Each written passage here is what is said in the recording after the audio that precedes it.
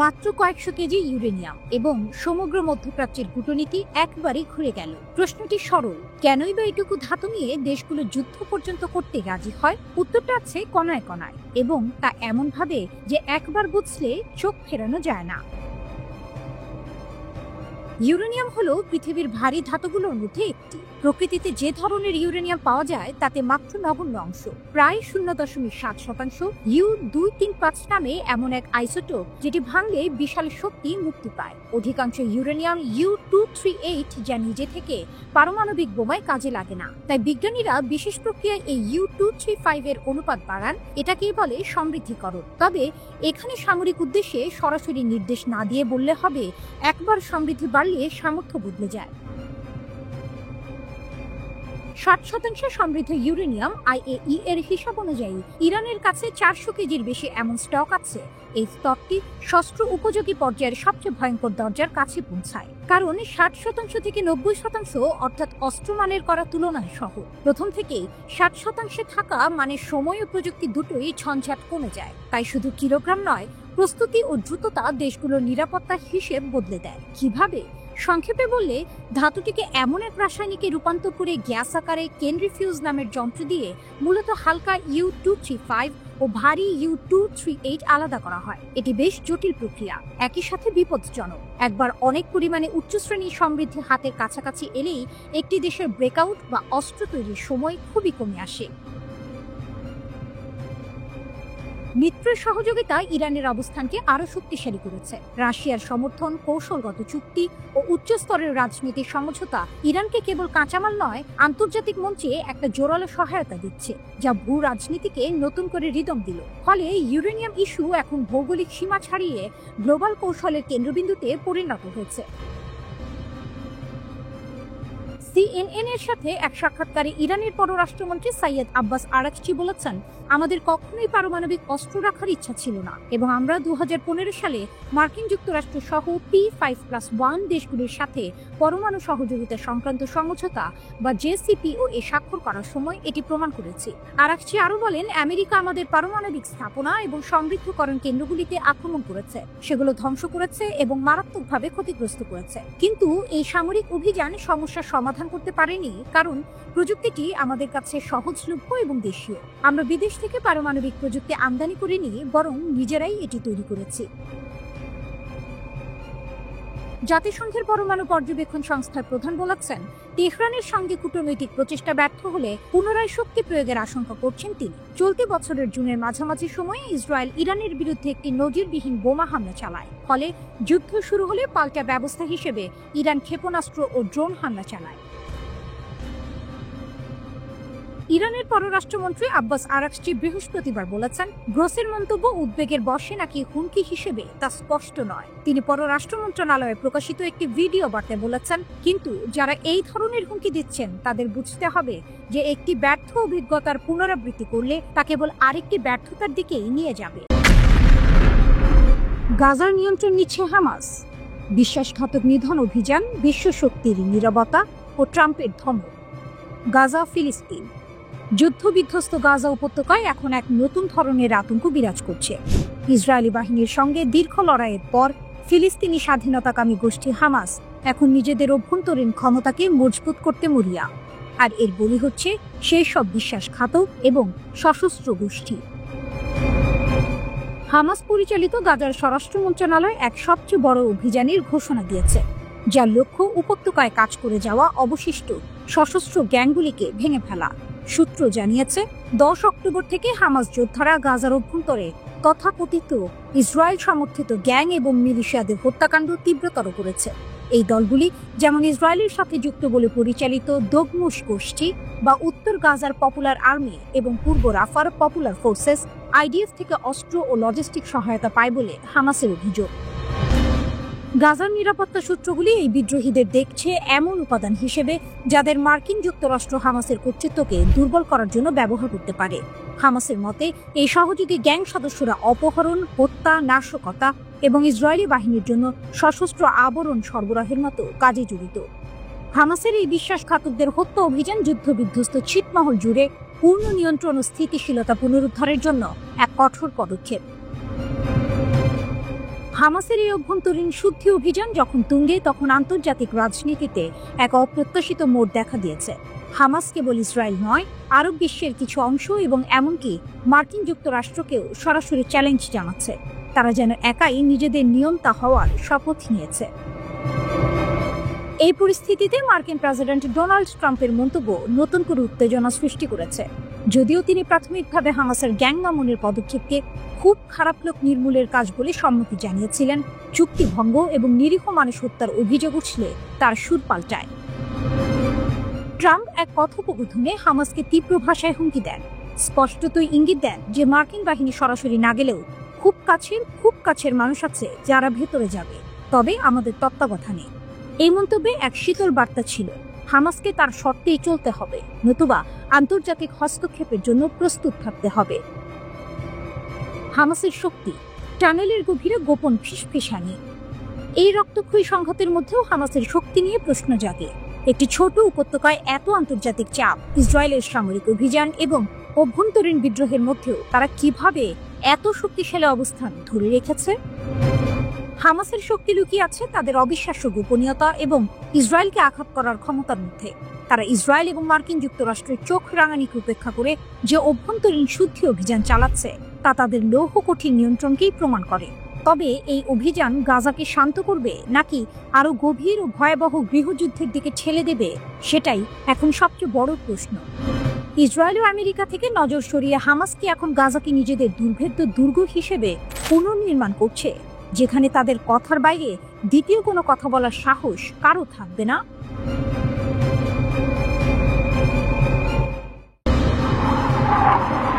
তেহরানের আকাশে যেন আবার আগুনের গন্ধ, ধুলো আর বারুদের মাঝে ভেসে উঠেছে এক ঘোষণার প্রতিধ্বনি, যদি তারা আবার আক্রমণ করে আমরা নরক খুলে দিব। ইরানের বিপ্লবী গার্ডের সর্বোচ্চ commander major general Mohammad Pakpour এই কথাগুলো উচ্চারণ করলেন এমন এক সময়ে যখন মধ্যপ্রাচ্য আবারও যুদ্ধের প্রান্তে দুলছে। তেহরানে ইরাকের জাতীয় নিরাপত্তা উপদেষ্টা কাশিম আল আরাজির সঙ্গে এক বৈঠকে পাকপুর বলেন, ইসরায়েল ও মার্কিন যুক্তরাষ্ট্রের সাম্প্রতিক আগ্রাসন ছিল যৌথ ষড়যন্ত্র, কিন্তু আমরা তাদের পরাজিত করেছি। যদি তারা আবার আগুন জ্বালাতে চায় তাহলে আমরা এমন ঝড় তুলব যা তারা থামাতে পারবে না। তার এই মন্তব্য যেন ইরানের রাজনৈতিক ঘরানায় বজ্রপাতের মতো প্রতিধ্বনিত হয়েছে। পাকপুরের ভাষায়, জুনের 12 দিনের সংঘাতে আমরা দেখিয়ে দিয়েছি ইরানকে ভাঙা যায় না। হত্যাকাণ্ড, নাশকতা, সাইবার হামলা, সবকিছুর মধ্য দিয়েও আমাদের ঐক্য অটুট ছিল। তিনি গর্ব করে বলেন, আমাদের ক্ষেপণাস্ত্রের নির্ভুলতা আজ শত্রুর ঘুম কেড়ে নিয়েছে। তারা ভেবেছিল ইরান দুর্বল, কিন্তু আমরা প্রমাণ করেছি আমরা আঘাত হানলে লক্ষ্যভেদ অনিবার্য। এই বৈঠকে ইরান বিরোধী গোষ্ঠীগুলির কার্যক্রম ঠেকাতে ইরাককে ধন্যবাদ জানান পাকপুর। তিনি বলেন, ইরাক আমাদের ভাই। আমাদের সীমান্তে যারা অস্থিতিশীলতা সৃষ্টি করতে চায় তারা এখন জানে তাদের জন্য নরক অপেক্ষা করছে। দুই দেশের নিরাপত্তা কর্মকর্তারা সম্মত হয়েছেন একটি যৌথ ফিল্ড কমিটি গঠনে, যা সীমান্তবর্তী অঞ্চলগুলোতে কার্যক্রম পর্যবেক্ষণ করবে। পাকপুরের ভাষায়, এই সন্ত্রাসী গোষ্ঠীগুলো কেবল ইরান নয়, ইরাককেও হুমকি দিচ্ছে। এখন সময় এসেছে তাদের সম্পূর্ণরূপে নির্মূল করার। ইরাকের জাতীয় নিরাপত্তা উপদেষ্টা আল আরাজি ইরানের প্রতিরোধ ও স্থিতিস্থাপকতার প্রশংসা করে বলেন, ইরান এখন এক প্রতিরোধের প্রতীক। যারা ভাবছে ইরানকে দুর্বল করা যাবে তারা ভুল করছে। তিনি আরো ঘোষণা করেন, ইরাকের মাটি কখনো ইরানের বিরুদ্ধে ব্যবহৃত হবে না, কারণ ইরানের নিরাপত্তাই ইরাকের নিরাপত্তা। তার এই বক্তব্য যেন দুই প্রতিবেশী জাতির নতুন সামরিক ঐক্যের প্রতিধ্বনি। কিন্তু এই কূটনৈতিক উষ্ণতার মধ্যেও একটি অদৃশ্য টানাপোড়েন রয়েছে। ইরাক একই সঙ্গে মার্কিন যুক্তরাষ্ট্রের মিত্র, তার মাটিতেই রয়েছে মার্কিন সেনারা। তবু আজ সেই মিত্র দেশের কাছ থেকে মুখ ফিরিয়ে তেহরানের পাশে দাঁড়িয়েছে বাগদাদ, যা মধ্যপ্রাচ্যের শক্তির ভারসাম্যে নতুন প্রশ্ন তুলেছে। বিশ্লেষকদের মতে ইরানের এই নরকের দরজা খোলার সতর্কবার্তা শুধুই হুমকি নয়, এটি এক ঘোষণা। যুদ্ধ এলে ইরান আর পিছু হটবে না। বার্তা স্পষ্ট, পারস্যের এই প্রাচীন জাতি প্রতিশোধের আগুনে পড়ে না, বরং সেই আগুন থেকেই জেগে ওঠে আরো শক্তিশালী হয়ে। তেহরানের রাস্তায় এখন এক নতুন স্লোগান প্রতিধ্বনিত, আমরা নত হব না, আমরা আঘাত করব। আর সেই আঘাত যদি আসে তবে তা শুধু প্রতিশোধ নয়, তা হবে ইতিহাসে লেখা এক অগ্নিঝরা অধ্যায়।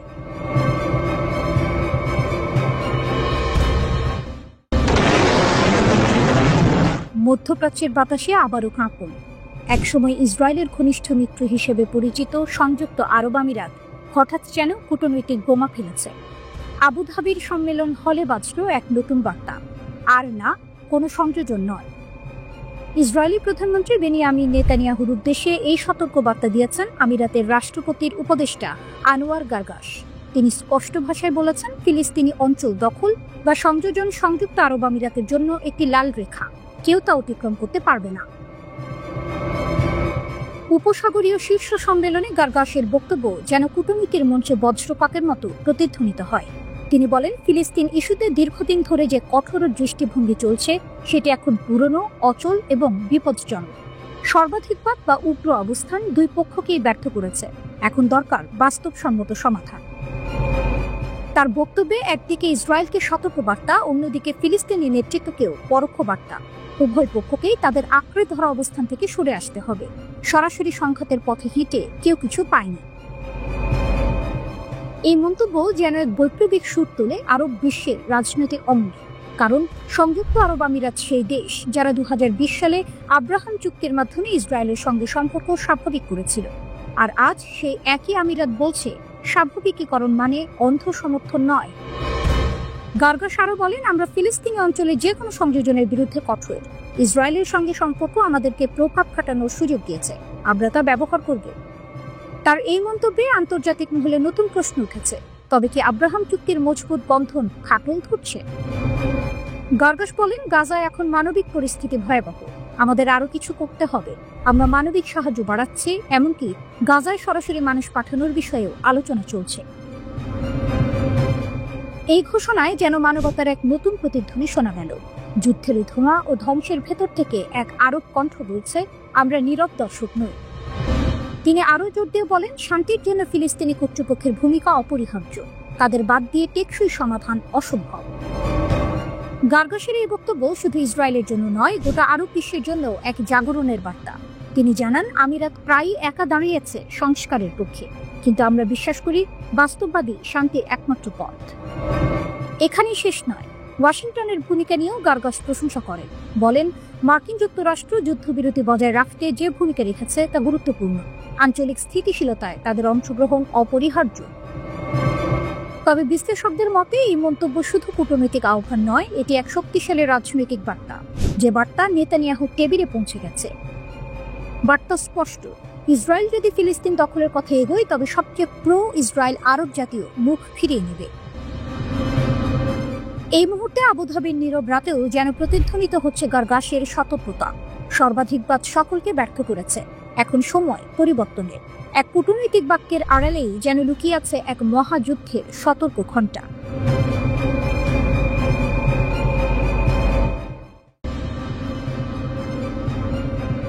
গাজায় নতুন বিস্ফোরণ, হামাসের শক্তি কি আদৌ কমেছে? একটা মুহূর্ত, একটা বিস্ফোরণ, আর তাতেই কেঁপে উঠল গাজার দক্ষিণাঞ্চল। ইসরায়েলি সেনাদের লক্ষ্য করে পাতা হয়েছিল মৃত্যু ফাঁদ, আহত 2, আতঙ্কিত বহু। প্রশ্নটা থেকেই যায়, হামাস কি এখনো আগের মতোই শক্তিশালী? গাজার খান ইউনিসে যখন ইসরায়েলি সেনারা ক্লিয়ারেন্স অপারেশন চালাচ্ছিল, ঠিক তখনই ঘটে বিস্ফোরণটি। শক্তিশালী ইম্প্রোভাইজড এক্সপ্লোসিভ ডিভাইস বা আইইডি আঘাত হানে সেনাদের বহরে। আহত হন 2 ইসরায়েলি সেনা। তারা এখন হাসপাতালে বেঁচে ফিরেছেন ভাগ্যক্রমে। তবে ঘটনা বুঝিয়ে দিল, গাজা এখনো ভয়ঙ্কর, আর হামাস এখনো নিঃশেষ হয়নি। নীরবতা ভেঙে আবার গর্জে উঠল বিস্ফোরণ। ইসরায়েলি প্রতিরক্ষা বাহিনী আইডিএফ জানিয়েছে তারা আশেপাশে কোনো সশস্ত্র হামাস যোদ্ধাকে দেখতে পায়নি। তাহলে বিস্ফোরকটি কবে বসানো হয়েছিল, কে বসালো, এসব প্রশ্ন এখন ঘুরছে সেনা গোয়েন্দা বিভাগের মাথায়। তবে আইডিএফ হামলার জবাবে গাজায় তাৎক্ষণিক হুমকি হিসেবে চিহ্নিত একাধিক স্থাপনায় বিমান হামলা চালিয়েছে। বলা হচ্ছে এগুলোর সঙ্গে সরাসরি হামাসের যোগ রয়েছে। আগের হামলায় 2 ইসরায়েলি নিহত হয়েছিল। হামাস এসেছিল টানেল ভেদ করে। এই ঘটনা তার আগের সপ্তাহের ঘটনারই প্রতিধ্বনি। তখন হামাসের যোদ্ধারা একটি গোপন টানেল ব্যবহার করে এসে ইসরায়েলি সেনাদের উপর রকেট হামলা চালায়। মারা যান মেজর ইয়ানিফ তুলা ও স্টাফ সার্জেন্ট ইটাই ইয়াভেতস। এই হামলার পর ইসরায়েল ভয়াবহ প্রতিশোধ নেয়। গাজা জুড়ে চালানো হয় ব্যাপক বিমান হামলা, ধ্বংস করা হয় একাধিক টানেল নেটওয়ার্ক, যেগুলোতে পূর্বে আটক রাখা বন্দীদের লুকিয়ে রাখা হয়েছিল বলে দাবি আইডিএফ এর। হামাসের বার্তা পরিষ্কার, আমরা এখনো আছি। হামাসের এই আক্রমণগত কৌশল প্রমাণ করে তারা এখনো গোপন টানেল, আইইডি ও হঠাৎ হানা দিয়ে ইসরায়েলি বাহিনীকে চমকে দিতে সক্ষম। আন্তর্জাতিক চাপ ও অবরোধ সত্ত্বেও তাদের অস্ত্র ভান্ডার পুরোপুরি শেষ হয়ে যায়নি। বিশ্লেষকরা বলছেন, এই বিস্ফোরণ কেবল শারীরিক ক্ষতি নয়, মানসিক যুদ্ধের কৌশলও। এটি ইসরায়েলি সেনাদের মধ্যে আতঙ্ক ছড়ায়। কখন কোথা থেকে আঘাত আসবে কেউ জানে না। দূতাবাসের সতর্কবার্তা, হোয়াইট হাউস কড়া বার্তা দিলেও হামাসকে। গাজা পরিস্থিতি নিয়ে ইসরায়েল সফরে যুক্তরাষ্ট্রের ভাইস প্রেসিডেন্ট জেডি ভ্যান্স। তিনি বলেছেন, যদি হামাস শান্তির পথে না আসে তবে তাদের সম্পূর্ণভাবে নিশ্চিহ্ন করে দেয়া হবে। তিনি আরো জানান, এখনো অনেক বন্দী ধ্বংসস্তূপের নিচে আটকে আছেন। কেউ কেউ কোথায় আছে সেটাই জানা যাচ্ছে না। শান্তি আনার পথটা কঠিন, সময় সাপেক্ষ, তবে যুক্তরাষ্ট্র আশা ছাড়ছে না। গাজা এখন বারুদের ডিব্বা, হামাসের ছায়া এখনো ঘন। যদিও আন্তর্জাতিক মহল চেষ্টা করছে যুদ্ধ থামাতে, তবে গাজার বিস্ফোরণ বার্তা দিচ্ছে শান্তি এখনো অনেক দূর। হামাস হয়তো আঘাতের পর পালিয়ে যাচ্ছে, কিন্তু তারা এখনো আছে ছায়ার মতো, নিঃশব্দে, প্রস্তুত আরেক বিস্ফোরণের জন্য। আঘাত নয়, ছোঁয়াও নয়, কেবল বাতাসে দোলা দিয়েছে ইসরায়েলের বোমা। এই এক লাইনে যেন ফুটে ওঠে তেহরানের আত্মবিশ্বাস। ইরান এখন দাবি করছে ইসরায়েলের হামলায় তাদের ক্ষেপণাস্ত্র ঘাঁটিগুলোর একটি দানাও নড়ে ওঠেনি। যুদ্ধ শেষে ধোঁয়া এখনো উঠছে মধ্যপ্রাচ্যের আকাশে, কিন্তু সেই ধোঁয়ার ভিতর থেকে শোনা যাচ্ছে এক গর্বিত কণ্ঠ, আমরা আছি আগের চেয়েও শক্তিশালী। ইরানের ইসলামী বিপ্লবী রক্ষী বাহিনী আইআরজিসির উপসমন্বয়কারী জেনারেল মোহাম্মদ রেজা নাকভি বলেন, ইসরায়েল দাবি করছে তারা ইরানের ক্ষেপণাস্ত্র কেন্দ্রগুলিতে বড় আঘাত এনেছে, কিন্তু সেটি বলা মানে বাড়াবাড়ি। বাস্তবে তাদের আঘাতে আমাদের পালকের ছোঁয়াও লাগেনি, বলেন তিনি। নাকভি জানান, ইসরায়েলের উন্নত প্রযুক্তি আর আধুনিক বোমা দিয়েও তারা কিছুই করতে পারেনি। আমাদের উৎক্ষেপণ কেন্দ্রগুলো আক্রমণের পরপরই সক্রিয় হয়ে গেছে। ক্ষেপণাস্ত্র ব্যবস্থা এক মুহূর্তের জন্য বন্ধ হয়নি। ইসরায়েল দাবি করছে তারা ইরানের অধিকাংশ ক্ষেপণাস্ত্র উৎক্ষেপক ধ্বংস করেছে, কিন্তু ইরান বলছে এটা শুধু ভুল নয়, নিখাত মিথ্যা। ইরানের দাবি তাদের 1% উৎক্ষেপকও ধ্বংস হয়নি, বরং সবগুলো স্থানীয়ভাবে তৈরি ও কার্যক্ষম। আমাদের প্রতিটি ক্ষেপণাস্ত্র ইরানের মাটিতে, ইরানের হাতে গড়া, বলেন নাকভি। আরো বড় চমক, ইরান এখন নতুন করে আরো 10,000 ক্ষেপণাস্ত্র তৈরির পথে। শুধু প্রতিরক্ষা নয়, এটি এখন তেহরানের জন্য এক আত্মমর্যাদার প্রতীক। নাকভির ভাষায়, আমরা শুধু ইসরায়েলকে মোকাবিলা করছি না, আমাদের চারপাশে রয়েছে মার্কিন ঘাঁটি, পারস্য উপসাগরের ড্রোনের নজরদারি, গুপ্তচর বৃত্তি আর রাজনৈতিক চাপ। সব সামলে ইরান দাঁড়িয়ে আছে অটল, অদম্য। এই প্রেক্ষাপটে আইআরজিসি উন্মোচন করেছে তাদের 2টি নতুন ক্ষেপণাস্ত্র, ইমাদ ও কাদের। ভূগর্ভস্থ ঘাঁটিতে টেলিভিশনে সম্প্রচারিত এক আয়োজনে প্রদর্শিত হয় এই আধুনিক অস্ত্র। কাদের ক্ষেপণাস্ত্রে ব্যবহৃত হয়েছে উন্নত ইলেকট্রনিক প্রতিরোধ ব্যবস্থা, যা শত্রুর সিগন্যাল জ্যামিং প্রতিহত করতে সক্ষম। অন্যদিকে ইমাদকে আধুনিকীকরণ করে সম্পূর্ণরূপে কার্যকর করা হয়েছে। আইআরজিসির অ্যারোস্পেস কমান্ডের এক শীর্ষ কর্মকর্তা বলেন, আমাদের ক্ষেপণাস্ত্র শক্তি প্রতি ঘন্টায় বৃদ্ধি পাচ্ছে। সদ্য উন্নত করা ক্ষেপণাস্ত্রগুলো ইতোমধ্যে লঞ্চারে বসানো হয়েছে, শুধু আদেশের অপেক্ষা। এদিকে ইরানের সংসদের অর্থনীতি কমিশনের চেয়ারম্যান শামসুদ্দিন হোসাইনি ইঙ্গিতপূর্ণ কণ্ঠ বলেন, জায়নবাদী শাসন ব্যবস্থাই এখন অঞ্চলের শান্তি ও নিরাপত্তার সবচেয়ে বড় হুমকি। জেনেভায় আন্তঃসংসদীয় সম্মেলনের ফাঁকে তিনি বলেন, ইরান কখনো সংঘাত চায় না, আমরা চাই আঞ্চলিক বোঝাপড়া ও সহযোগিতা। কিন্তু যদি কেউ আমাদের নিরাপত্তা ভাঙার চেষ্টা করে, আমরা তার উত্তর দেব ইস্পাতের ভাষায়। যে মুহূর্তে অনেকেই ভাবছিল ইসরায়েল ইরানের শক্তি কমিয়ে দিয়েছে, ঠিক তখনই তেহরান দেখালো তার নতুন দানবীয় অস্ত্র। ধ্বংস নয়, বরং পুনর্জন্ম যেন ঘটল সেই ভূগর্ভস্থ ঘাঁটিগুলোয়। ওদিকে ইরানের সঙ্গে সব ক্ষেত্রে সম্পর্ক জোরদার করতে প্রস্তুত রাশিয়া।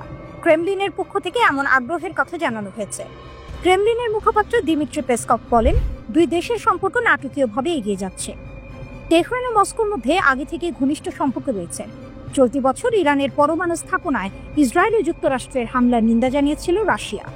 ইরান পরমাণু অস্ত্র তৈরি করছে বলে অভিযোগ দেশ দুটির, যদিও শুরু থেকেই পরমাণু অস্ত্র তৈরির বিষয়টি নাকচ করে আসছে তেহরান।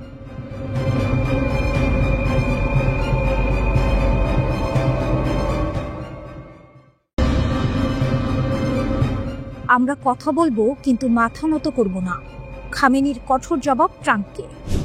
ইরানের আকাশে আবারও বাজল প্রতিবাদের বজ্রধ্বনি। তেহরান থেকে ছড়িয়ে পড়ল এক কণ্ঠস্বর, দৃঢ়, নির্ভীক, অবিচল। ইরানের সর্বোচ্চ নেতা আয়াতুল্লাহ আলী খামেনি যুক্তরাষ্ট্রের প্রেসিডেন্ট ট্রাম্পের বক্তব্যকে তীব্রভাবে ব্যঙ্গ করে বললেন, তিনি যদি মনে করেন আমাদের পারমাণবিক স্থাপনা ধ্বংস হয়ে গেছে, তবে তিনি স্বপ্ন দেখতে থাকুন। মধ্যপ্রাচ্যের উত্তপ্ত রাজনীতির কেন্দ্রে দাঁড়িয়ে ইরানের এই বার্তা ছিল বিদ্যুতের মতো তীক্ষ্ণ। অধিকৃত ফিলিস্তিন সফরে গিয়ে ট্রাম্প ইসরায়েলি নেতাদের পাশে দাঁড়িয়ে বলেছিলেন, ইরানকে শান্তি গ্রহণ করতে হবে, কিন্তু খামেনির কণ্ঠে এলো শীতল প্রত্যুত্তর, আমরা কথা বলবো কিন্তু মাথা নত করব না।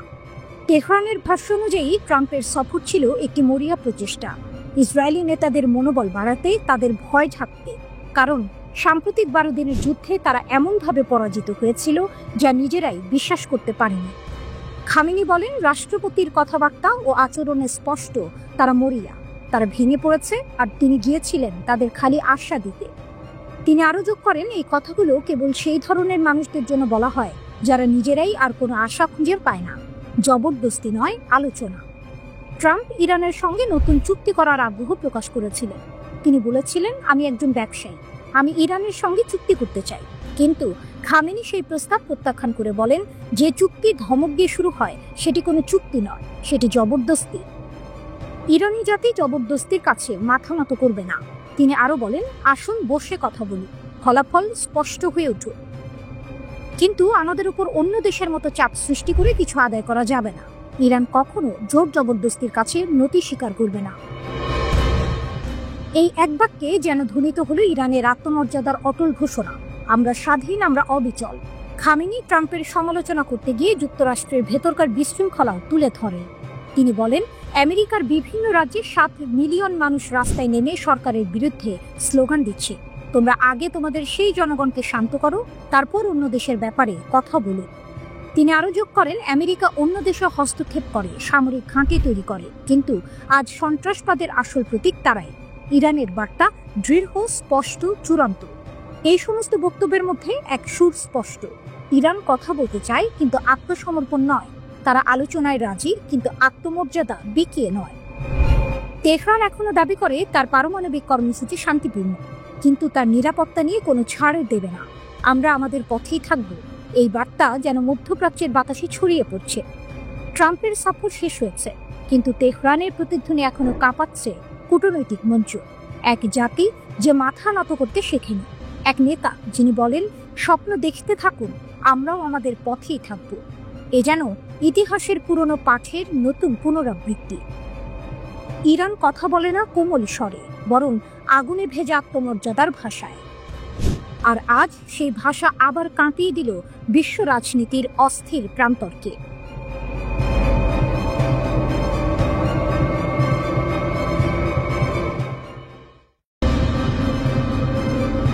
লোহিত সাগরে যুদ্ধের ছায়া, হুথি সীমান্তের কাছে রহস্যময় রানওয়ে, জেগে উঠছে প্রশ্নের ঝড়। লোহিত সাগরের নীল তরঙ্গের নিচে যেন জমছে বারুদের গন্ধ। ইয়েমেন উপকূলের কাছে জুকার নামের এক দ্বীপে হঠাৎ করেই দেখা গেছে রহস্যময় এক রানওয়ে। 2000 মিটার লম্বা সেই আকাশপথ যেন নীরবে বলছে, কেউ একজন প্রস্তুতি নিচ্ছে যুদ্ধে। কিন্তু কে? জাহাজে অদ্ভুত এক আক্রমণের কয়েকদিন পরেই প্রকাশ্যে আসে এই খবর। কেউ এই আকাশ ঘাঁটির দায় নিচ্ছে না। তবু আন্তর্জাতিক সংবাদ সংস্থা এপির স্যাটেলাইট বিশ্লেষণে দেখা গেছে, জুকার দ্বীপে এক বিশাল আকাশপথ তৈরি হচ্ছে। মনে করা হচ্ছে এটি হয়তো হুথি বিরোধী কোনো শক্তির উদ্যোগ। কিন্তু হুথিরা এখন আর 2015-র মতো দুর্বল নয়। গাজা যুদ্ধের পর থেকে তারা একের পর এক সামুদ্রিক শক্তিকে চ্যালেঞ্জ জানাচ্ছে। লোহিত সাগরের ঢেউয়ে আজ তাদের নামই ভয়। 2023 সালের নভেম্বর থেকে তারা আক্রমণ করেছে 100টিরও বেশি বাণিজ্যিক জাহাজ, ডুবিয়েছে অন্তত 4টি বিশাল জাহাজ। আর প্রতিবারই তারা বলেছে এটি ফিলিস্তিনিদের সঙ্গে সংহতির যুদ্ধ। তাদের ক্ষেপণাস্ত্র, ড্রোন আর অপ্রতিরোধ্য আত্মবিশ্বাস, সব মিলিয়ে হুথিদের উপস্থিতি এখন সমুদ্রের প্রতিটি তরঙ্গে প্রতিধ্বনিত। যুক্তরাষ্ট্র থেকে শুরু করে ইসরায়েল পর্যন্ত তাদের আঘাতে কেঁপে উঠেছে আধুনিক নৌবহর। তাই প্রশ্ন উঠছে, এই রহস্যময় রানওয়ে কি হুথিদের প্রতিরোধ ঠেকানোর নতুন কোনো ষড়যন্ত্র? জুকার দ্বীপটি হুথি নিয়ন্ত্রিত বন্দর হুদেইদা থেকে মাত্র 90 কিলোমিটার দূরে। এই বন্দরই হুথিদের অর্থনীতি ও অস্ত্র সরবরাহের প্রধান কেন্দ্র। ফলে সেখানে যদি কোনো প্রতিপক্ষ ঘাঁটি তৈরি করে, তা সরাসরি যুদ্ধের আমন্ত্রণ হতে পারে। মিডিয়া রিপোর্ট বলছে সংযুক্ত আরব আমিরাত হয়তো এই প্রকল্পের পেছনে রয়েছে। এর আগেও তারা ইয়েমেনের বিভিন্ন দ্বীপে গোপনে রানওয়ে নির্মাণ করেছে, মোচা, আবদ, আল কুরি ও মায়ুন দ্বীপে। প্রতিটি প্রকল্পই ছিল কৌশলগত, প্রতিটি ঘাঁটি ছিল হুথিদের চোখ রাঙানি ঠেকানোর মতো। কিন্তু ইতিহাস বলছে হুথিদের আটকানো সহজ নয়। তারা পাহাড়ে যেমন শক্ত, সমুদ্রেও তেমনি অনমনীয়। ইউএই যত ঘাঁটি বানাক, হুথিরা প্রতিটি ঢেউয়ে প্রতিশোধের গান গায়। তাদের ক্ষেপণাস্ত্র পারস্য উপসাগর থেকে বাব আল মানদেব পর্যন্ত ছুঁতে পারে। 2015 সাল থেকে জুকার দ্বীপ ব্যবহার হচ্ছে তারিক সালে নিয়ন্ত্রিত নৌবাহিনীর ঘাঁটি হিসেবে। সালে প্রয়াত ইয়েমেনি নেতা আলী আবদুল্লাহ সালেহের ভাতিজা, যিনি এখন ইউএই সমর্থিত। অথচ একসময় এই সালে পরিবারই ছিল হুথিদের সহযোগী। এখন সেই সম্পর্কই পরিণত হয়েছে বিশ্বাসঘাতকতায়। লোহিত সাগর এখন এক দাবার বোর্ড। একপাশে ইরান সমর্থিত হুথিরা, যাদের দৃষ্টি পৌঁছে গেছে তেলবাহী জাহাজের ভেতর পর্যন্ত। অন্য পাশে ছায়াময় রানওয়ে, যার নির্মাতা অজানা, উদ্দেশ্য অন্ধকারে। হুথিদের শক্তি শুধু অস্ত্রে নয়, তাদের বিশ্বাসে। তারা জানে লোহিত সাগরের প্রতিটি ঢেউ তাদের নামে গর্জে ওঠে। আর তাই যত রহস্যই তৈরি হোক, যত রানওয়ে উঠুক, এই যুদ্ধের শেষ হাসি কার হবে তা জানে না কেউ। লোহিত সাগরের বাতাসে তাই এখন মিশে আছে প্রশ্ন, প্রতিশোধ আর আগামীর যুদ্ধের গন্ধ।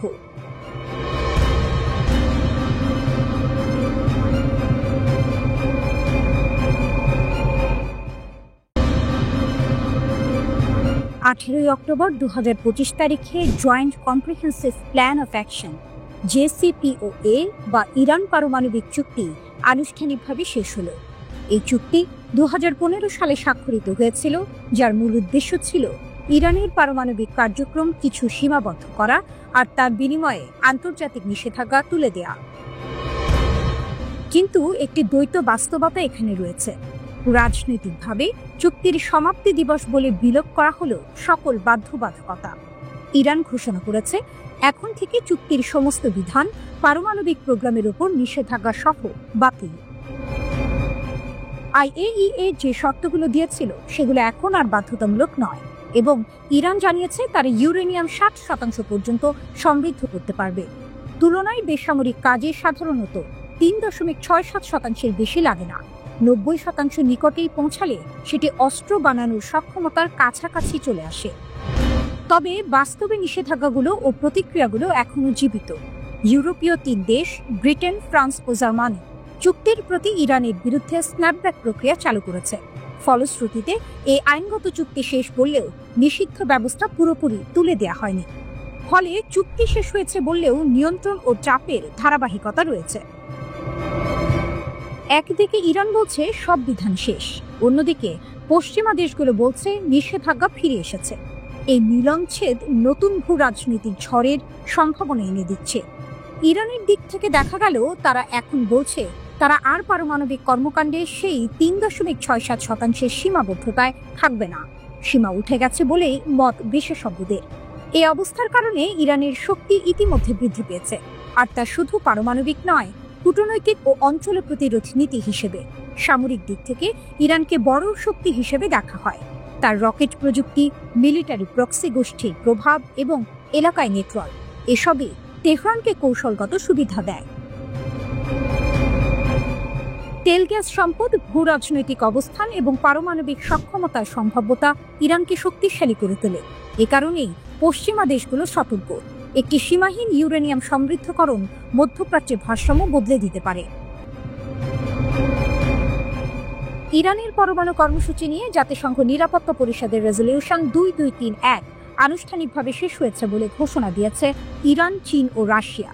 সংস্থাটির মহাসচিব আন্তোনিও গুতেরেসের কাছে পাঠানো যৌথ এক চিঠিতে 3 দেশ স্পষ্ট জানিয়ে দিয়েছে 2025 সালের 18 অক্টোবর থেকে এই প্রস্তাবের সব ধারা ও বিধান বাতিল বলে গণ্য হবে, এবং এর মাধ্যমে ইরান ইস্যুতে নিরাপত্তা পরিষদের বিবেচনা এখানেই শেষ।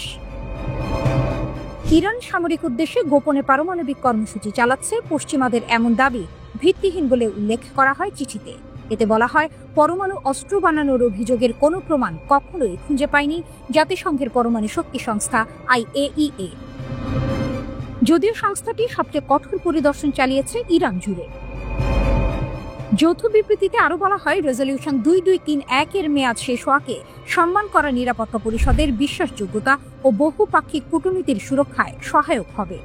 চিঠির শেষে 3 দেশ ইরানকে কেন্দ্র করে কূটনৈতিক সমাধানের জন্য অনুকূল পরিবেশ তৈরির আহ্বান জানিয়েছে এবং উত্তেজনা কমিয়ে সংলাপের উপর গুরুত্ব দেওয়ার কথা পুনর্ব্যক্ত করেছে।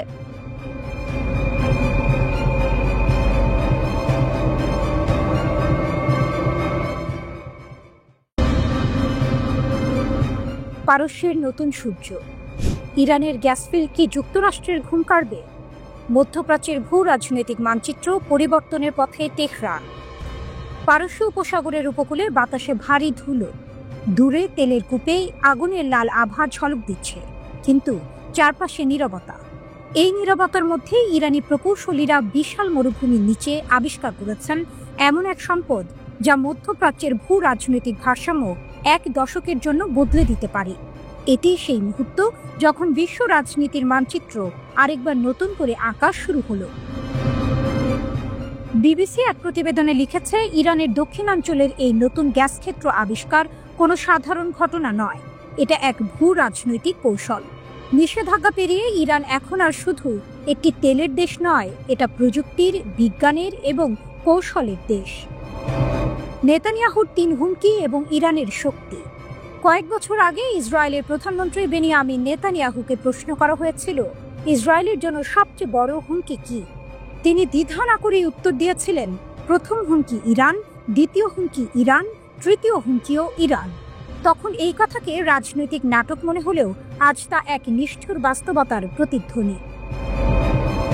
কারণ যুক্তরাষ্ট্র ও পশ্চিমা শক্তি যখন চেয়েছিল অর্থনীতি চেপে ধরে ইরানকে হাঁটু গেড়ে বসাতে, তখন ঘটেছে উল্টোটা। ইরান নিষেধাজ্ঞার নিচে গড়ে তুলেছে এক আত্মনির্ভরশীল সামরিক ও প্রযুক্তিগত সাম্রাজ্য।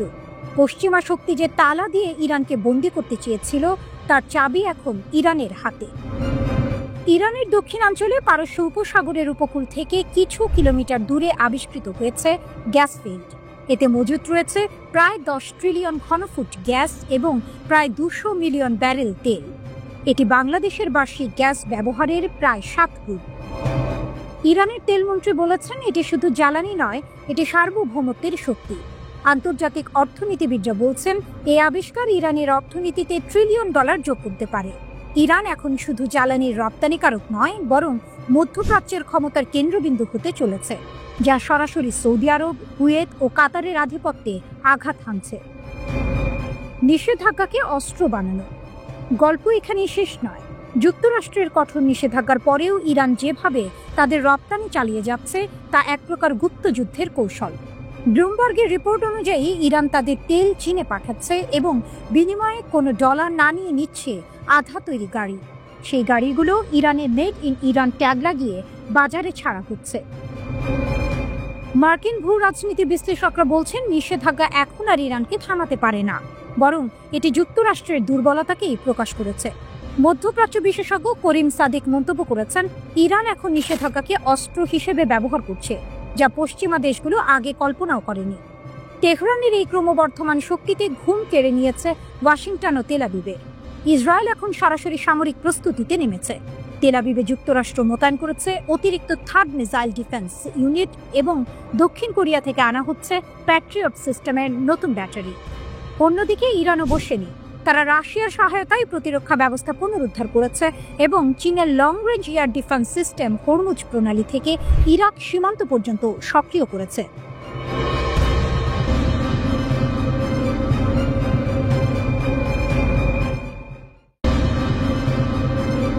ইরানের ওপর ইসরায়েলের হামলার জেরে সৃষ্ট চরম উত্তেজনার পর এবার নতুন করে যুদ্ধের পায়তারা চালাচ্ছে পশ্চিমারা। পরিস্থিতি এমন পর্যায়ে পৌঁছেছে যে আরেকটি ইরান ইসরায়েল যুদ্ধ এখন সময়ের ব্যাপার মাত্র বলে মনে করছেন অনেকে। সেরকমই পরিকল্পনা নিয়ে আগাচ্ছে পশ্চিমারা। তবে বসে নেই ইরান। সর্বোচ্চ নেতা আয়াতুল্লাহ খামেনি ভালো করেই জানেন, ইরানের ওপর আঘাত আসতেই থাকবে। তাই শত্রুদের মোকাবিলা করতে সব নিয়ে প্রস্তুত ইসলামী বিপ্লবের দেশটি। ইরানের কাছে বড় আঘাত খাওয়ার পরও শিক্ষা হয়নি। আবারও যুদ্ধের হুঙ্কার, আর পশ্চিমা দেশগুলো ইরানকে কণ্ঠরোধ করতে তৎপর। এখন এক প্রশ্ন ঘুরছে, নতুন ইরান ইসরায়েল লড়াই কি শুধু সময়ের ব্যাপার? ইরান সম্প্রতি বহু প্রতিকূলতায় পড়ে, তবু মন বদলায়নি। দেশটির শাসকরা বলে থাকেন আঘাত আসতেই থাকবে, কিন্তু তাদের প্রতিরোধও থাকবে বেশি। মার্কিন, ইসরায়েল ও কিছু ইউরোপীয় দেশের চাপ, নিষেধাজ্ঞা ও সামরিক উপস্থিতি বাড়িয়ে দেওয়ার নকশা ইরানের ওপর ক্রমাগত চালানো হচ্ছে। এতে করে তেহরান কেবল কূটনীতিতে নয়, আঞ্চলিক শক্তি গঠনেও জোর দিচ্ছে। তাদের প্রতিক্রিয়া সিরিয়া, লেবানন, ইরাক ও ইয়েমেনে বিশেষভাবে লক্ষণীয় হয়েছে। প্রক্সি গোষ্ঠী ও কৌশলগত সাফল্য বাড়ানোর চেষ্টা চলছে। তবু ইরান এখন শুধু প্রতিরোধী করছে না, তারা ভেতর থেকে নিজেকে বদলে নিচ্ছে। জুনে 12 দিনের সংঘর্ষের পরে শুরু করা শুদ্ধি অভিযান, গোপন অভিযান এবং সন্দেহভাজন ব্যক্তিদের গ্রেপ্তারের ফলে দেখা গেছে তেহরান বিদেশি প্রভাব থেকে নিজেকে মুক্ত করার চেষ্টা করছে। ধরা ছোঁয়ার তালিকায় এমন ব্যক্তিরাও রয়েছেন যারা বিদেশি গোয়েন্দা সংস্থার সাথে যোগাযোগ রাখতেন। এগুলো যদি সত্য হয়ে থাকে, তাহলে ইরানের অভ্যন্তরীণ রাজনীতিও সংকটে পড়ছে। প্রশাসনিক পরিবর্তন এসেছে। গত 3 আগস্ট প্রজাতন্ত্রের সর্বোচ্চ নিরাপত্তা পরিষদের নামে নতুন একটি কৌশলগত সংস্থা গঠন করা হয়েছে। এর নেতৃত্বে থাকবেন দেশের প্রেসিডেন্ট, বিচারপতি সহ পার্লামেন্ট স্পিকার, সামরিক কমান্ডার এবং কিছু মূল মন্ত্রী এতে যুক্ত থাকবেন। ম্যান্ডেট হল জাতীয় নিরাপত্তা ও প্রতিরক্ষা পরিকল্পনা তৈরি এবং সশস্ত্র বাহিনীর কার্যক্রম সমন্বয় করা। এই পরিবর্তন ইরানের কৌশলগত মানচিত্রে বড় ধাক্কা হিসেবে দেখা হচ্ছে। এখানে রাষ্ট্রীয় সিদ্ধান্ত নিতে কেন্দ্রীয় কোর শক্তিশালী হয়েছে। আন্তর্জাতিক মঞ্চে তেহরান মোটেই নিস্তব্ধ নয়। ইরানের নতুন নিরাপত্তা সচিব মস্কো সফরে গিয়েছেন। রাশিয়ার সঙ্গে ঘনিষ্ঠতা বাড়ানো হচ্ছে। তেল, বাণিজ্য ও সামরিক সম্পর্ক জোরদার করা হচ্ছে, যাতে পশ্চিমা নিষেধাজ্ঞার চাপ সামাল দেওয়া যায়। অর্থনৈতিক ও কৌশলগত এই চলয় ইরানকে আরও স্থিতিস্থাপক করে তুলেছে। ইরানের সামরিক প্রস্তুতিও নতুন যুদ্ধের সম্ভাবনার ইঙ্গিত দিচ্ছে। প্রতিরক্ষা মন্ত্রী আজিজ নাসিরজাদে বলেন, 12 দিনের সংঘাতের সময় ইরান তার সবচেয়ে উন্নত অস্ত্র ব্যবহার করা থেকে বিরত ছিল। এর মধ্যে রয়েছে কাশেম বাশির মিসাইল। তিনি সতর্ক করে বলেন, যদি আবার আক্রমণ করা হয় তবে তার প্রতিক্রিয়া হবে অপ্রত্যাশিত এবং জোরালো।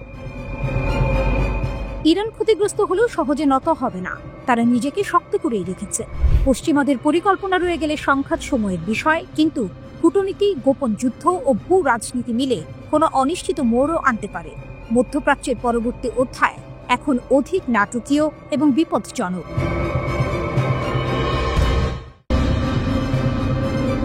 ওয়াশিংটনের নীরব করিডোরগুলোতে এখন সবচেয়ে বেশি যে প্রশ্নটি ঘুরছে তা হল, সৌদি আরব কি যুক্তরাষ্ট্রের নিরাপত্তা ছাপার নিচে ঢুকতে চাইছে?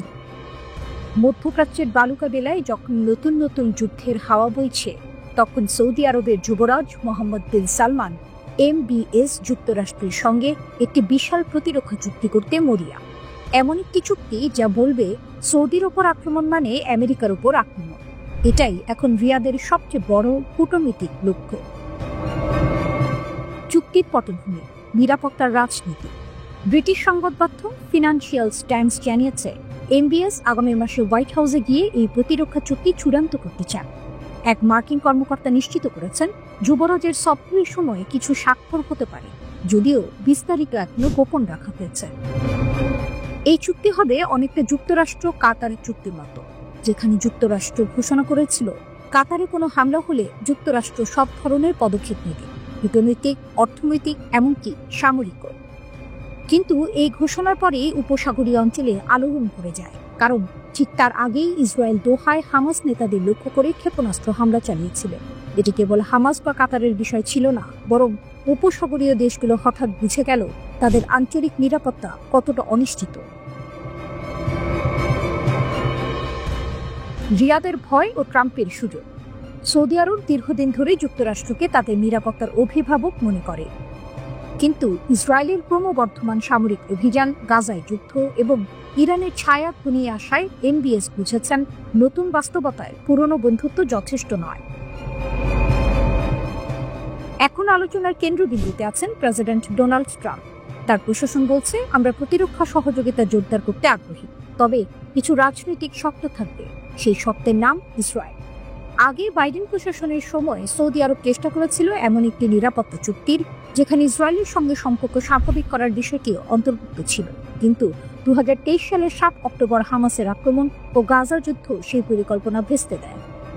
এখন MBS পরিষ্কার করে দিয়েছেন, ফিলিস্তিন রাষ্ট্র প্রতিষ্ঠিত না হলে ইসরায়েলের সঙ্গে কোনো সম্পর্ক নয়। এমন অবস্থায় ট্রাম্প প্রশাসন এক জটিল অবস্থায়, একদিকে প্রতিরক্ষা জোটের সুযোগ, অন্যদিকে ইসরায়েলের রাজনৈতিক চাপে ফাঁদে পড়ার ভয়। চুক্তির সম্ভাব্য রূপ। সৌদি কর্মকর্তারা বলছেন এই চুক্তি হবে সামরিক ও গোয়েন্দা সহযোগিতা বৃদ্ধির এক নতুন অধ্যায়। যুক্তরাষ্ট্র সৌদি মাটিতে স্থায়ী ঘাঁটি বাড়াতে পারে, স্যাটেলাইট ও সাইবার নিরাপত্তা সহযোগিতাও জোরদার হতে পারে। ওয়াশিংটনের থিঙ্ক ট্যাঙ্ক ইউরেশিয়া গ্রুপ এর বিশ্লেষক ফিরাস মাকসাদ বলেন, এটি কাতারের চুক্তির চেয়েও বড় হবে। এমবিএস এখন যে $1 ট্রিলিয়ন উন্নয়ন পরিকল্পনা চালাচ্ছেন, তার জন্য নিরাপত্তা সহযোগিতা অত্যন্ত জরুরি। তবে সব বিশ্লেষক একমত নন। আরব উপসাগরীয় রাজনীতি বিশ্লেষক হুসেইন ইবিশ মনে করেন, ট্রাম্পের ইসরায়েল প্রীতি হয়তো এই চুক্তির পথে বাধা হয়ে দাঁড়াতে পারে।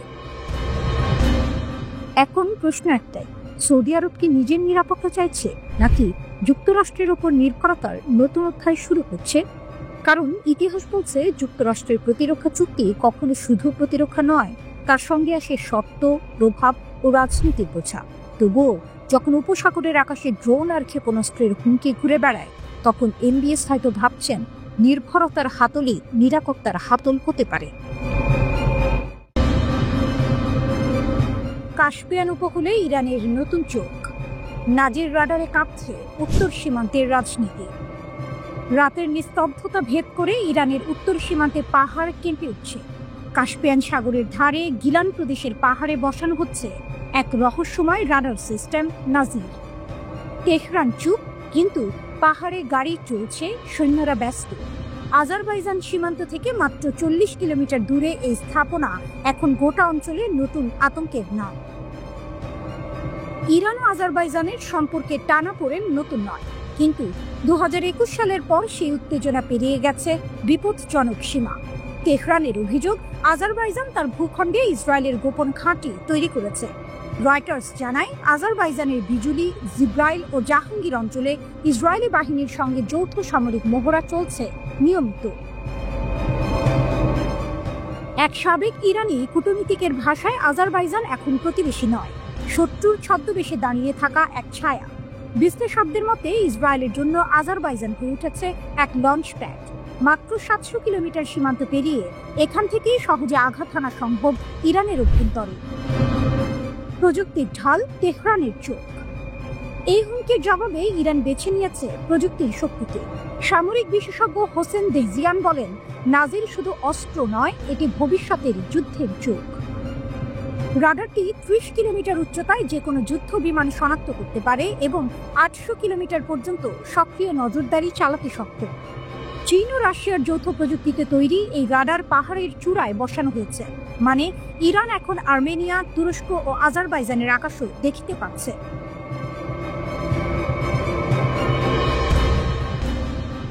টাইমস অফ ইরান জানায়, নাজিরের 360 ডিগ্রি কভারেজ এটিকে বিশ্বের অন্যতম শক্তিশালী রাডার হিসেবে প্রতিষ্ঠিত করেছে। কৌশলের আড়ালে কূটনীতি। এই স্থাপনাকে শুধু সামরিক পদক্ষেপ বলে ভুল হবে, এটি তেহরানের রাজনৈতিক বার্তা। আমাদের আকাশে কেউ অদৃশ্য নয়। গার্ডিয়ানের তথ্য অনুযায়ী, যুক্তরাষ্ট্র এখন ইরানের উত্তর পশ্চিমে 22 কিলোমিটার প্রস্থের এক করিডোর ব্যবহার করছে, যাকে তেহরান বলছে ন্যাটো করিডোর। ইরানের ভাষায় এই রাডার হচ্ছে সেই করিডোরের উত্তর। ইরান স্পষ্ট করেছে, বিদেশি যুদ্ধবিমান তার আকাশে ঢুকলে তা আর নিরপেক্ষ থাকবে না। গুপ্ত যুদ্ধের প্রতিধ্বনি। বিবিসি পার্সিয়ানের রিপোর্ট বলছে, সম্প্রতি ইরানের উত্তরাঞ্চলে কয়েকটি সামরিক ঘাঁটিতে ড্রোন হামলার চেষ্টা ব্যর্থ করেছে রিভলিউশনারি গার্ডস। তেহরান দাবি করেছে, হামলাগুলোর উৎস উত্তর দিকে। এই গোপন লড়াই এখন সীমান্তের মাটি ছাড়িয়ে প্রবেশ করছে আন্তর্জাতিক রাজনীতিতে। বৈশ্বিক প্রভাবের ছায়া। ইরানের প্রভাব এখন কাস্পিয়ান ছাড়িয়ে পৌঁছে গেছে ভারত মহাসাগর ও রেড সি অঞ্চলে। ফ্রান্স 24 জানিয়েছে, মাদাগাস্কারের সাম্প্রতিক রাজনৈতিক অস্থিরতার পেছনেও ইরান সমর্থিত নেটওয়ার্ক কাজ করেছে বলে ধারণা করা হচ্ছে। বিশ্লেষকরা বলছেন, তেহরানের লক্ষ্য স্পষ্ট, ইউরোপে জ্বালানি সরবরাহের রুটে নিজের উপস্থিতি শক্ত করা। ভোরের আলো ফুটছে গিলানের পাহাড়ে, কুয়াশার ভেতর নীরবে ঘুরছে নাজিরের অ্যান্টেনা, প্রতিটি সিগন্যাল যাচাই করছে নিখুঁতভাবে। ইরানের প্রতিরক্ষা মন্ত্রণালয়ের মুখপাত্র ব্রিগেডিয়ার আহমেদ খাতিরের কণ্ঠে শোনা গেল দৃঢ় উচ্চারণ, উত্তর সীমান্তের প্রতিটি নড়াচড়া এখন আমাদের চোখে ধরা পড়ে। কোনো বিদেশি ঘাঁটির কার্যকলাপ অদেখা থাকবে না। আল মনিটর লিখেছে, নাজির রাডার স্থাপনের মধ্য দিয়ে ইরান কার্যত কাস্পিয়ান উপকূলে গড়ে তুলেছে এক নো ফ্লাই জোন। হয়তো সেটাই ইরানের বার্তা। তারা যুদ্ধ চায় না, কিন্তু আকাশে বাজ পড়লে তারা নীরব থাকবে না।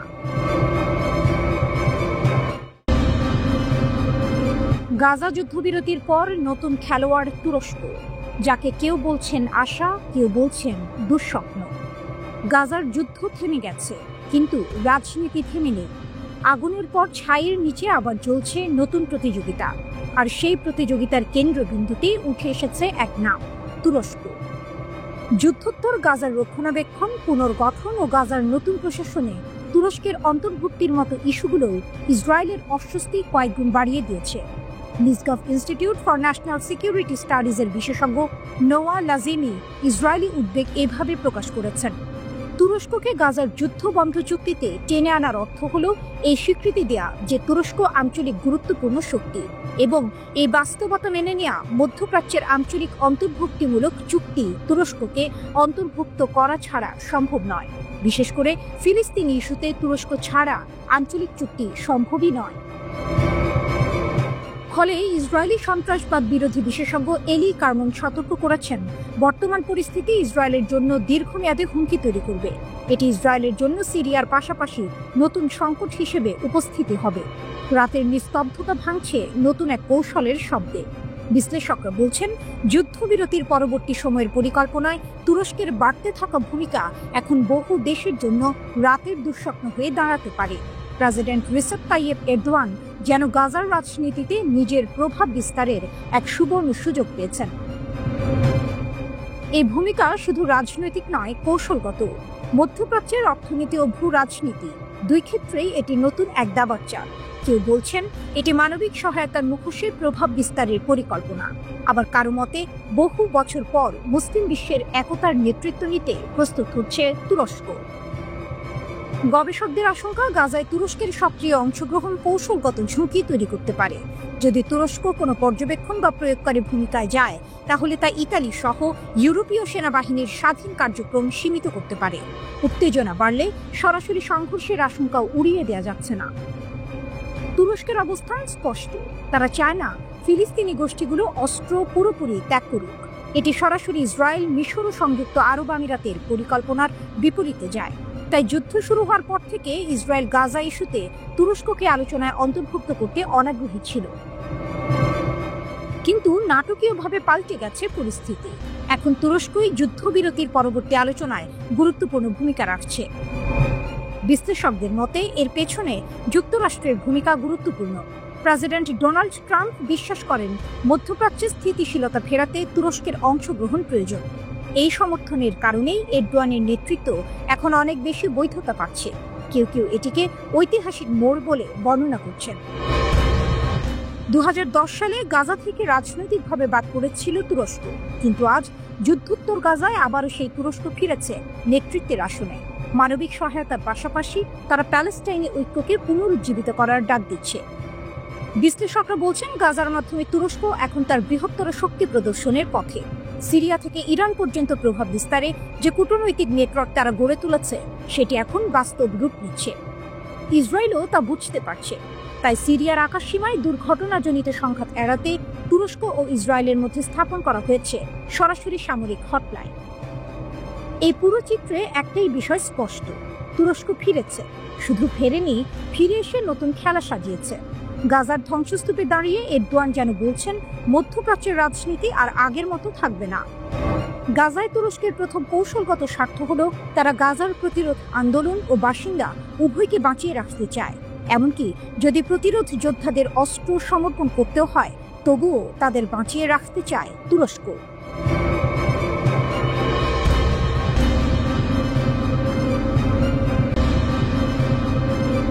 ইরান প্রকাশ্যে বলল, ইসরায়েলের শেষের দিন ঘনিয়ে এসেছে। মধ্যপ্রাচ্যের রাজনীতি আবারও তীব্র হচ্ছে। ইরান এবার সরাসরি ঘোষণা করেছে, ইসরায়েলের অস্তিত্ব শেষ হয়ে যাবে। এই বক্তব্য ঘিরে তুমুল আলোড়ন তৈরি হয়েছে আন্তর্জাতিক অঙ্গনে। কারণ এবার বিষয়টি এসেছে শুধু মুখে নয়, বইয়ের পাতায়ও। ইসরায়েল ধ্বংসের পরিকল্পনা নামের বই। ইরানের ধর্মীয় নগর কওমি সম্প্রতি উন্মোচিত হয়েছে একটি বই, ইসরায়েল অ্যানিহিলেশন প্ল্যান বা ইসরায়েল ধ্বংসের পরিকল্পনা।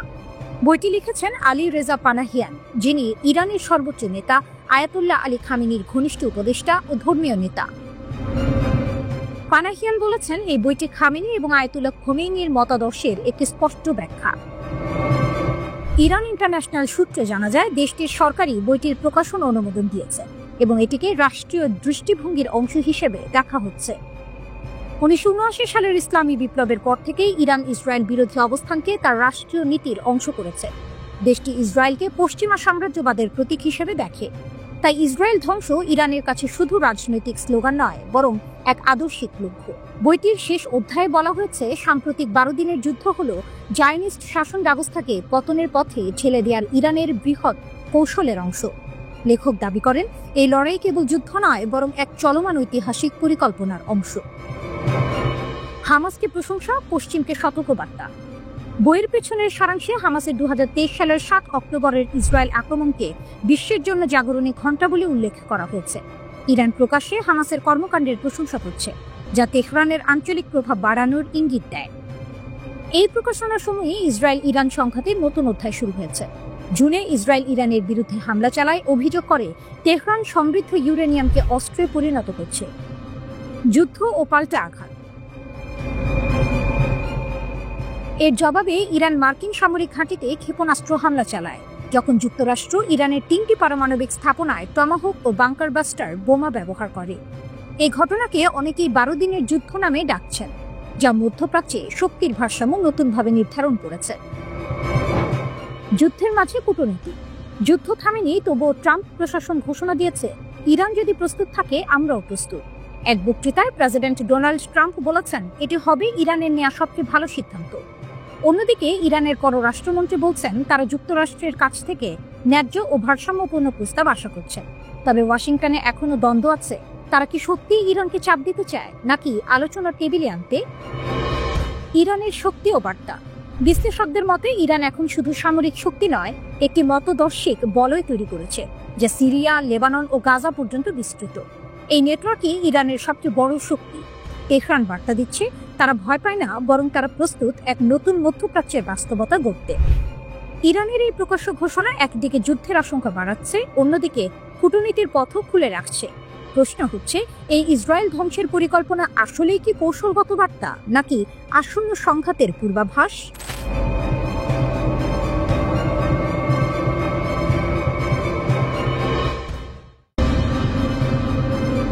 আরব সাগরের নীল জলে কি ছায়াযুদ্ধ শেষ? ইরান চীন জোটের সামনে প্রকাশ্যে পিছু হচ্ছে যুক্তরাষ্ট্র। 2025 সাল। আরব সাগরের গভীর নীল জলরাশি ভেদ করে ভেসে চলেছে এক দানবাকৃতি তেলবাহী জাহাজ ইয়াং ওয়াং ফাই। জাহাজটির মাথায় উঠছে ইরানের দৃপ্ত পতাকা, কিন্তু এবারের দৃশ্যপট ভিন্ন। 3 দশক পর এই জাহাজে সক্রিয় হয়েছে অটোমেটিক আইডেন্টিফিকেশন সিস্টেম, AIS। এই সামান্য প্রযুক্তি নির্ভর পরিবর্তনটি শুধুমাত্র একটি সামুদ্রিক ঘোষণা নয়, এটি বিশ্বমঞ্চে যুক্তরাষ্ট্রের নিষেধাজ্ঞা ও আধিপত্যের বিরুদ্ধে ইরানের সর্বোচ্চ নেতার পক্ষ থেকে এক সরাসরি রাজনৈতিক চ্যালেঞ্জ, যা 30 বছরের ছায়াযুদ্ধ এর অবসান ঘটালো। দীর্ঘদিন ধরে যুক্তরাষ্ট্রের কঠোর নিষেধাজ্ঞার খাঁদ এড়াতে ইরান এক শ্যাডো ফ্লিট বা নাম পরিচয়হীন জাহাজ বহর ব্যবহার করত। এই জাহাজগুলো গভীর সমুদ্রে জ্বালানি স্থানান্তর করত এবং গোয়েন্দা স্যাটেলাইটের নজর এড়াতে ইচ্ছাকৃতভাবে AIS বন্ধ রাখত। কিন্তু 2025 সালে আয়াতুল্লাহ খামেনির একটি একক নির্দেশে সেই কৌশল পাল্টে যায়। আর গোপন নয়, বিশ্ব জানুক আমরা কোথায় যাচ্ছি। এই সাহসী পদক্ষেপের নেপথ্যে রয়েছে একটি বিরাট কৌশলগত টুইস্ট। ইরান এখন একা নয়, তার পাশে প্রকাশ্যে এসে দাঁড়িয়েছে বিশ্বের দ্বিতীয় বৃহত্তম শক্তি চীন। বেজিং শুধু আশ্বাস দেয়নি, বরং এক সামরিক ছাতা তৈরি করেছে। চীনা বিশ্লেষকদের কথায় ইরানের তেলবাহী জাহাজে আঘাত হানার অর্থ হবে সরাসরি চীনের জ্বালানি নিরাপত্তায় আঘাত, যা সহ্য করা হবে না। ভারত মহাসাগর ও আরব সাগরের উপকূলে চীন ইতোমধ্যে ডেস্ট্রয়ার, যুদ্ধ জাহাজ ও সাবমেরিন মোতায়েন করে দিয়েছে। ইরানের জাহাজগুলো এখন শুধু তাদের নিজেদের পতাকা বহন করছে না, তারা চলছে চীনের সামরিক রক্ষা কবচের নিচে। ইরানের শক্তি ও যুক্তরাষ্ট্রের দ্বিধা। এই মুহূর্তে ইরান বছরে প্রায় $43 বিলিয়ন জ্বালানি তেল রপ্তানি করে, যার প্রায় 90% গন্তব্য চীন। কিন্তু এই লেনদেন শুধু অর্থের নয়, এটি একটি কৌশলগত বিনিময়ের চুক্তি। তেলের বিনিময়ে ইরান পাচ্ছে চীনের উন্নত ক্ষেপণাস্ত্র প্রযুক্তি, অত্যাধুনিক রাডার সিস্টেম এবং সাইবার নজরদারির সরঞ্জাম। সিনোপ্যাকের মতো চীনা সংস্থা ইরানের শোধনাগারে বিনিয়োগ করে এর অর্থনীতিকে আরও মজবুত করেছে। ওয়াশিংটন ঘোষণা করেছিল যে চীনগামী ইরানি তেলবাহী জাহাজ তারা প্রতিহত করবে, কিন্তু বাস্তবতা ভিন্ন। রয়টার্সের বিশ্লেষণ অনুযায়ী ইরানের AIS চালু করা মানে যুক্তরাষ্ট্রকে এখন প্রকাশ্য সংঘাতে বাধ্য করা। ওয়াশিংটনের এক কর্মকর্তার আক্ষেপ, আমরা জানি তারা কোথায় আছে, কিন্তু ছোঁয়ার সাহস পাচ্ছি না। প্রথম কয়েক সপ্তাহেই দেখা যাচ্ছে ইরানের জাহাজগুলো কোনো বাধা ছাড়াই দক্ষিণ চীন সাগর পর্যন্ত পৌঁছে গেছে। বিশ্ববাজারে নিষেধাজ্ঞার আইনি ফাঁদ থাকলেও চীন ইরান জোটের সামনে সামরিক সংঘাতে জড়ানোর ঝুঁকি নিতে ভয় পাচ্ছে বিশ্বের সবচেয়ে শক্তিশালী নৌবাহিনী। এই নতুন ব্লু করিডর কেবল ইরান ও চীনের জন্য নয়, এটি গোটা দক্ষিণ এশিয়ার শক্তি সমীকরণ পাল্টে দিচ্ছে। সবচেয়ে বড় স্নায়ুযুদ্ধের কেন্দ্র এখন হরমুজ প্রণালী, বিশ্ব জ্বালানি প্রবাহের সবচেয়ে গুরুত্বপূর্ণ ধমনী। উপগ্রহ চিত্রে দেখা যাচ্ছে ইরানের তেলবাহী জাহাজগুলোর পাশে টহল দিচ্ছে দুটি চীনা যুদ্ধজাহাজ, আর দূরের বাহরাইন উপকূলে সতর্ক অবস্থানে যুক্তরাষ্ট্রের পঞ্চম নৌবহর।